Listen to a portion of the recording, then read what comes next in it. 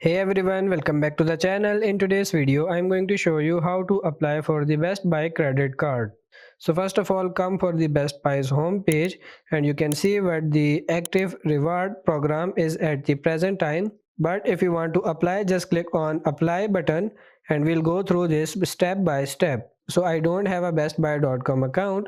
So we'll just click here, get started.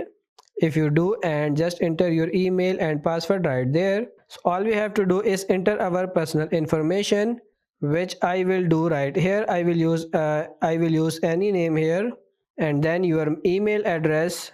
We will create a number ID, then your first name here, and then the last name, and then your home address, whatever your home address, and then the city, state, and then the zip code as well. And now you have to enter your home phone number. I'm just giving a fake one.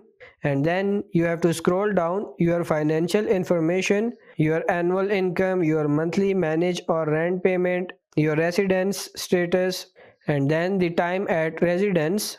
You can enter 2 years, 3 years, whatever.